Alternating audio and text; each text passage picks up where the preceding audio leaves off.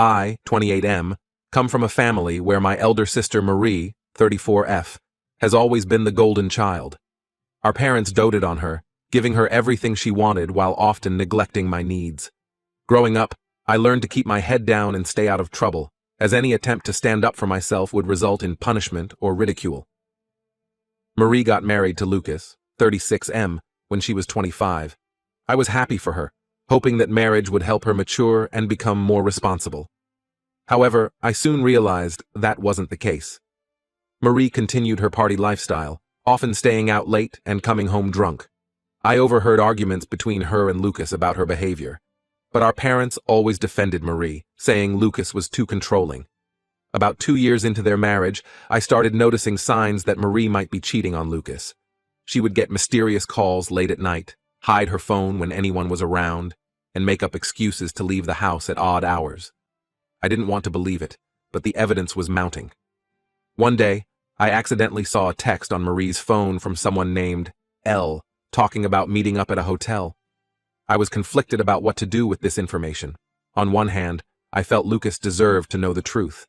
On the other hand, I knew speaking up would only cause trouble for me. So I kept quiet, hoping the situation would resolve itself. Things came to a head when Marie introduced us to her friend, Liam, 32M. Liam started coming around our house frequently, and I couldn't help but notice the way he and Marie looked at each other. It was clear there was more going on between them than just friendship. The real turning point came during a family barbecue.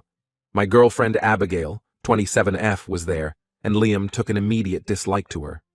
Throughout the evening, he made snide comments about her appearance and background. When Abigail excused herself to use the restroom, I overheard Liam telling Marie that she was way out of my league and that I should stick to my own kind. I was furious, but tried to keep my cool for Abigail's sake. However, things escalated when Liam accidentally spilled his drink on Abigail's dress. As she stood there, mortified and on the verge of tears, Liam laughed and made a crude joke about her now being in a wet t-shirt contest. That was the last straw. I confronted Liam, telling him to apologize to Abigail and leave. Marie jumped to Liam's defense, calling me oversensitive and saying it was just a joke. When I refused to back down, Marie turned to our parents, playing the victim as she always did. To my shock and disappointment, they sided with her, telling me I was ruining the party and should apologize to Liam. In that moment, something snapped inside me. Years of pent-up frustration and resentment came pouring out. I told everyone present about Marie's affair with Liam, showing them the texts I had seen on her phone. I even had pictures of them together at a hotel, which a friend had sent me after spotting them. The aftermath was chaos. Lucas was devastated, Marie was screaming at me, and our parents were in shock. In the days that followed, Lucas filed for divorce. Marie, instead of taking responsibility for her actions, blamed me for ruining her marriage. She cried to our parents, spinning a tale about how I had always been jealous of her and had made up lies to destroy her happiness. To my disbelief, our parents believed her. They accused me of betraying the family and causing unnecessary drama. When I tried to defend myself and point out Marie's history of infidelity, they refused to listen. My father told me I was no longer welcome in their house unless I apologized to Marie and retracted my lies. I couldn't believe it. After years of enduring Marie's selfish behavior and our parents' favoritism, I was being punished for finally standing up for myself and my girlfriend. I packed my things and left that night, with Abigail by my side, supporting me through it all. The next few months were tough. I had to find a new place to live and figure out how to support myself without any help from my family. Abigail was my rock during this time, helping me find a job and an apartment. We grew closer through this ordeal, and I realized she was the family I needed. It's been 3 years since that day. I've built a new life for myself in another state. Abigail and I got married last year, and I have a good job that I enjoy. We're happy, and I've learned to let go of the pain and anger I felt towards my family. I thought I had put that chapter of my life behind me until yesterday. I was grabbing lunch at a McDonald's drive-thru when I saw a familiar face at the window. It was Marie. She looked different, tired, older than her years. When she saw me, her eyes widened in recognition, and she quickly looked away, clearly embarrassed. I was shocked to see her working there, especially in a different state. As I drove away with my order, my mind was racing with questions. What happened to her? Why was she working at McDonald's? Where were our parents? After some internal debate, I decided to go back later during her break. I found her sitting alone outside, picking at a salad.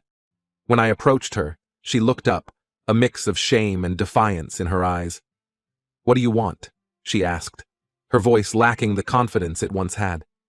I sat down across from her and asked, "What happened, Marie? Why are you here?" She hesitated for a moment before the story came pouring out. Apparently, things hadn't gone well for her after the divorce.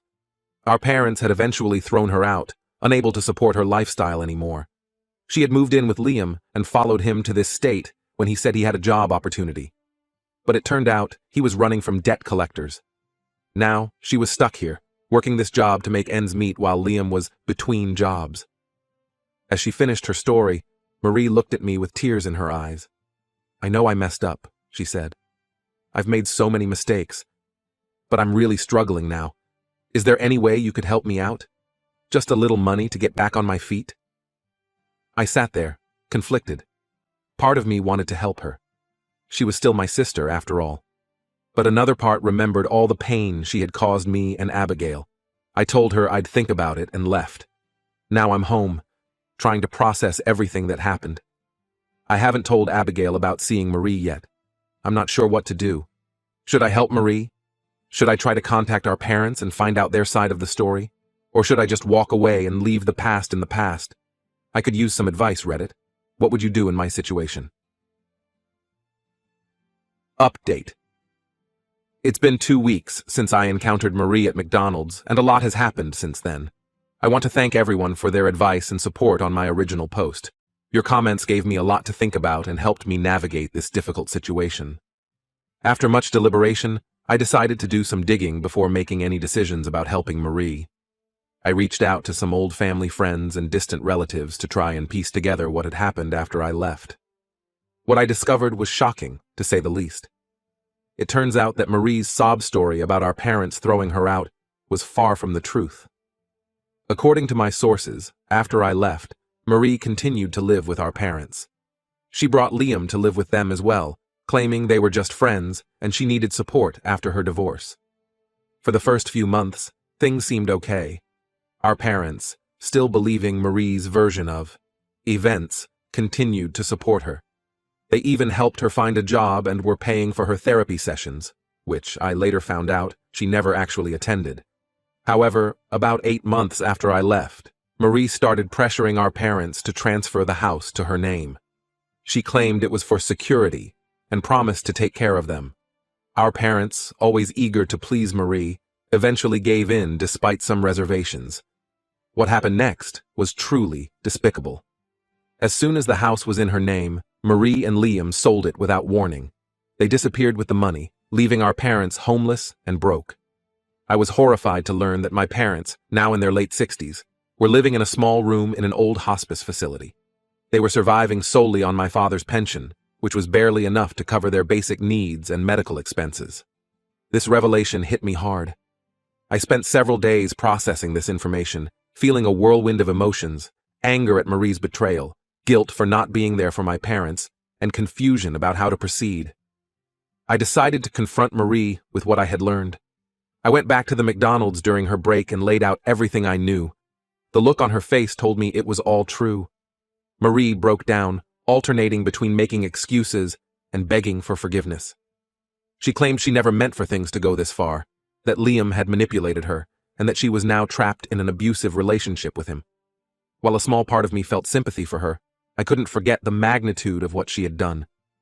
I told her I couldn't offer her any financial help, but I could give her information for local women's shelters and abuse support groups if she was serious about leaving Liam. She didn't take this well. Marie lashed out, accusing me of being selfish and unforgiving. She brought up old grievances, claiming I had always been jealous of her and that I was enjoying seeing her suffer. I realized then that she hadn't changed at all. She was still the same manipulative person who had caused so much pain in our family. I left her there, feeling a strange mix of sadness and relief. I had finally seen Marie for who she truly was, and I knew I had made the right decision in not helping her financially. Now, I'm faced with a new dilemma. Should I reach out to my parents? Part of me wants to help them. They're elderly and in a difficult situation. but I can't forget how they treated me, how they always chose Marie over me, even when I was telling the truth. I've discussed this with Abigail, and she's been incredibly supportive. She said she'll stand by whatever decision I make, but she gently reminded me that I don't owe my parents anything after how they treated me. I'm torn. On one hand, I feel a sense of obligation to help them. They're still my parents, despite everything. On the other hand, I'm afraid of opening old wounds and potentially inviting more drama into my life. I'm considering maybe sending them some anonymous financial help through a lawyer, without revealing my identity. But I'm not sure if that's the right thing to do either. I could use some more advice, Reddit. How would you handle this situation with my parents? Should I reach out to them directly, send anonymous help, or should I continue to keep my distance? Update. It's been about a month since my last update, and I wanted to share the latest developments in this ongoing family saga. After much soul-searching and long discussions with Abigail, I decided to reach out to my parents. It wasn't an easy decision, and I had a lot of reservations, but I felt I needed to at least know their side of the story. I hired a private investigator to locate them, as they were no longer at the hospice facility I had heard about. It turned out, they had moved to a small run-down apartment in a not-so-great part of town. I wrote them a letter, explaining that I had learned about their situation and that I was willing to talk if they were interested.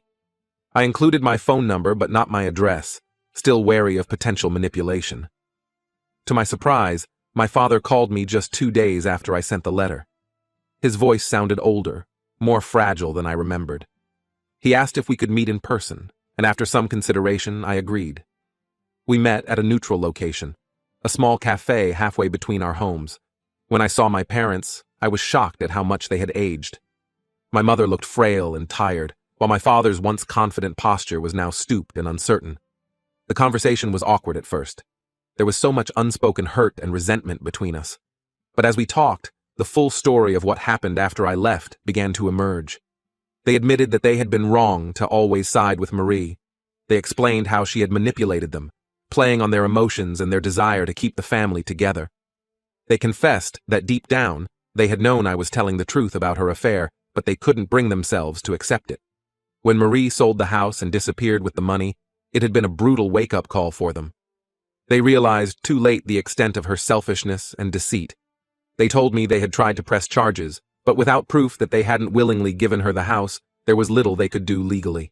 As they spoke, I could see the genuine remorse in their eyes. They apologized for how they had treated me, acknowledging that their favoritism towards Marie had been unfair and damaging.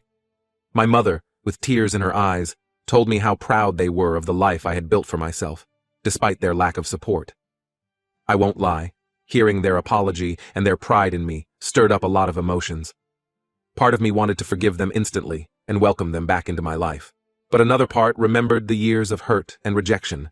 I told them I appreciated their apology, but that rebuilding our relationship would take time. I explained that I had my own family now with Abigail, and my priority was protecting our peace and happiness. They seemed to understand, expressing gratitude for even having this conversation. Before we parted, I gave them my contact information and told them we could stay in touch. In the weeks since that meeting, we've had a few phone calls. They're brief and sometimes awkward, but it's a start. I've also arranged for some financial assistance to help them move to a better apartment and cover some of their medical expenses. I made it clear that this help came with no strings attached. I wasn't doing it to buy their affection or to obligate them in any way. As for Marie, I haven't heard from her since our confrontation at McDonald's. Part of me hopes she's found the courage to leave Liam and get help. But I'm not optimistic. I've made peace with the fact that she may never be a part of my life again, and I'm okay with that. This whole experience has been a roller coaster of emotions. I'm still processing everything and trying to figure out what kind of relationship, if any, I want with my parents moving forward. Abigail has been my rock through all of this, offering support and a listening ear whenever I need it. I'm not sure what the future holds for my family relationships, but I do know this. I'm proud of the life I've built, the strength I've found in myself, and the family I've chosen with Abigail. Whatever happens, I won't let the pains of the past dictate my future happiness. Thank you again, Reddit, for all your support and advice throughout this journey. It's meant more to me than you can know.